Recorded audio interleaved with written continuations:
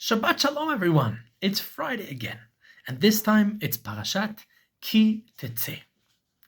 Our parasha is full of mitzvot. Nearly every single pasuk has a new mitzvah, whether we're talking about tzitzis or shatnez or interpersonal relationships, dealing with all sorts of punishments for murderers and so on and so forth, and for adulterers, and all sorts of different things appear in our parasha.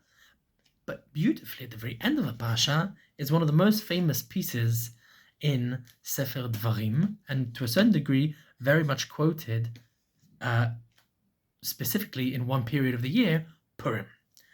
If we look at the very end of the parasha in the Maftir, we find a mention of the battle with Amalek. Zachor et asher asa lecha Amalek. By the way, this is one of the reasons why Shabbat Zachor is called Zachor, because we mention Zachor et asher asa lecha Amalek. Remember what Amalek did to you.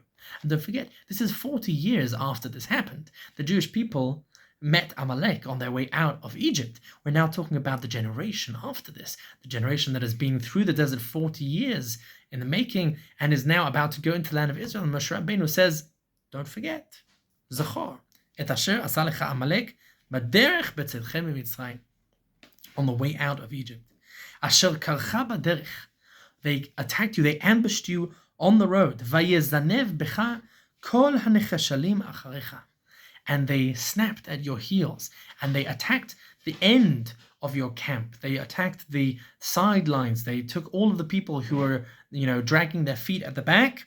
Ve'ata yefe yagia, when you were tired and exhausted, they took advantage of you. Ve'lo yareh Elohim, and indeed, you guys were in a bit of a rough patch spiritually as well. And when you guys have a spare moment, which in history is a bit of an ironic thing, when the Jews ever have a spare moment, when you arrive in the land of Israel and you've settled in, then you have to deal with Amalek, deal with the memory of Amalek, and don't forget, this is something which we need to keep on our, wish list, on our bucket list. The very end, once we're able to, as the Rambam says in Hilchot Melachim, once we're able to build the Bet Mikdash, once we're able to settle in as a nation, to have a king, to have a structure, to have a religious institution, the Jewish people are in the right place, then we can address the issue of Amalek. And this issue of Amalek is a very controversial issue, because when it talks about destroying Amalek, we're not just talking about destroying, the evil, specific terrorists who are attacking us, which can be understood from, a very strong moral judge point. But we're also talking about attacking the whole nation. To a certain degree, this is where all of the ghosts of the term genocide come forth. What does it mean? What are we actually talking about? Do we have to kill the women and children and the families? And how does that even work? And is this even a halacha that applies today or not? Do we even know who Amalek is? All of these discussions, the rabbis, and specifically in our modern time, we have delved into a lot of these questions and really tried to flesh them out to understand what exactly does God expect of us. But I actually think that this piece at the end of the parasha is to a certain degree a throwback to a piece of the parasha that we find happening earlier, that we don't always connect.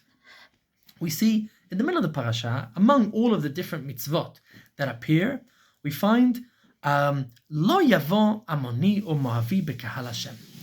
When talking about who can marry into the Jewish people, one of the groups of people that we talk about that shouldn't marry into the Jewish people is Amoni u'Moavi, a Ammonite and a Moabite, two nations that were bordering the land of Israel from the east, on the east bank of the Jordan. Ammon and Moab are the two nations descended from Lot, Abraham Avinu, Abraham's nephew, Lot. The whole story is where they were going together and they had a falling out and they're shepherds and so forth. Lot left and he was in Sodom. The whole story of Sodom, he was saved from Sodom, and his two children, born from his daughters, which is a whole different story to itself, are Ammon and Moab.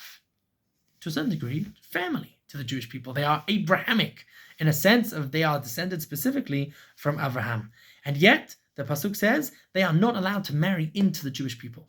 If someone wants to come and convert and marry to the Jewish people, these guys are out. Lo yavo Amoni or Moavi b'kal Hashem. Gam dor asiri lo yavo lahem b'kal Hashem ad olam. These guys are out ad olam, forever and ever. Al devar, why? Al devar asher lo kidmu etchem belechem v'mamayim b'derech b'tzedchem mitzrayim. Because when you guys left Egypt and you were in a bad place, they weren't there for you. They weren't there to welcome you guys with open arms, to say, hey, cousin, here's some bread, here's some water to take care of you. And we actually have documentation when the Jewish people left Egypt on the way into the land of Israel, they turned to Ammon and Moab and they said, guys, we could do with some help. Is there any chance we might be able to pass through your land, to do some business with you guys, to buy some food, to take care of, to a certain degree, we're refugees. We've just escaped from Egypt with whatever matzahs we were able to schlep on our back. Even the bread that we had didn't last for long, and we're running low on water. Is there any chance we might be able to get some help? And they shut the door in our face, and they said, sorry, no can do. More than that, it says, and they brought in the whole story of Bilam. They tried to attack us through international relations. They tried to get bad press for the Jewish people, to curse us with the whole story of Parashat Balak, which we read in Sefer Bamidbar. So all of these things together give us a picture of Lo Yavo Amoni or Moavi b'kal Hashem.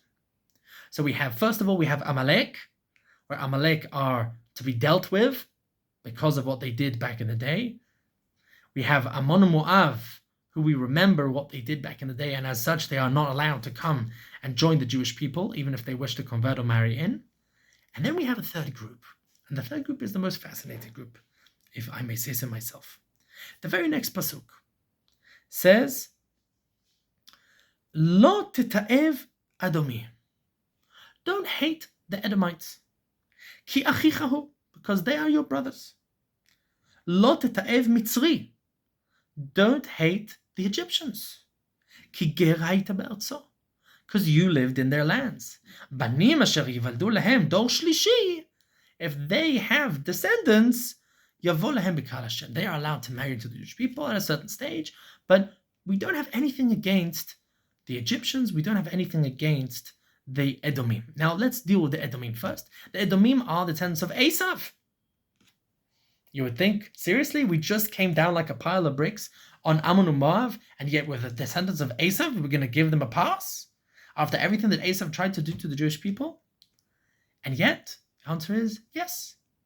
We still have familial relation with Esav. As much as there was drama in the past, and as much as to a certain degree the Edomim were not exactly friendly to the Jewish people either when they came out of Egypt, but we don't have that same element of the kfiyut tovah, of the lack of gratitude that we're going to unpack in a second. But even more surprising, say there, okay, I understand, Esav is ancient history. It's Yaakov Avinu, it's Esav. But today, we're a nation. We're no longer those individuals. But Mitzri, these people, their parents are Holocaust survivors. They survived the Egyptian affliction. They heard the stories. Their parents probably have the scars from the whips of the Egyptians. They know what the Egyptians did to them. They probably have, uncles and aunts who were executed by the Egyptians, babies that never made it. And yet they're told, don't hate the Egyptians. And why? Because we were in their land? Because we were a ger in their land? Because we were refugees? They took us in as refugees? It's crazy. Think about the equivalent is today, don't hate Germans. Because the Germans took the Jewish people in, and they took care of the Jewish people, and we shouldn't hate the Germans for what happened in the Holocaust. Now, a lot of people would say, okay, fine, maybe I understand that the individual Germans today, but really, if we're looking at the scale, the Ammonim and the Moavim are never to come to the Jewish people, but the Mitzrim are? And I think this comes to the very interesting question. What is it about Amalek and Ammon and Moab that makes them out? And what is it about Edom, Esav, and Mitzrayim that does not exclude them, and we do not have vengeance against them for all time? And I think the beautiful thing is it's nothing to do with how they treated us. we as Jews are able to, if not forgive, at the very least forget. We as Jews, again, a few generations pass, we're no longer talking about actual Nazis, we're talking about their descendants, their grandchildren, but there isn't a cultural animosity between the Egyptians and the Jews. To a certain degree, it was just business. It was very, very horrific, terrible, genocidal, but there's nothing deeply embedded in the society. And if they want to marry into the Jewish people, they want to start afresh, then we say, sure, they're welcome to join us and, leave that past behind and join the Jewish people. But when it comes to these two groups, Ammon and Moab and Amalek, we're talking about systematic corruption. It's not that they did bad things in the past. Every nation in the past. It's like when people talk about not wanting to buy from Germany because of what the Nazis did. You don't want to buy from Spain? What about the Inquisition? You want to buy from France? What about the Crusades? You want to buy from England? What about the expulsions and the massacres and the blood libels? We can go on forever. We forget all of that. Baruch Hashem, we're able to put that behind us. As long as they're not continuing it, we're able to put it behind us. The question is, going forwards. And when we come to Ammon and Moab and Amalek, we're talking about midos. It's not history, it's culture. When it comes to Ammon and Moab, they are descendants of Lot. Lot was saved multiple times thanks to Avram Avinu. And we see that Lot himself continued the method of Avram Avinu, of hachnasat orchim, of taking care of guests, of doing chesed.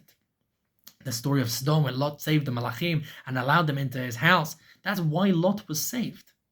And yet Ammon and Moab do not repay that favor. You guys have forgotten your culture. You are now ungrateful. You are anti-chesed people.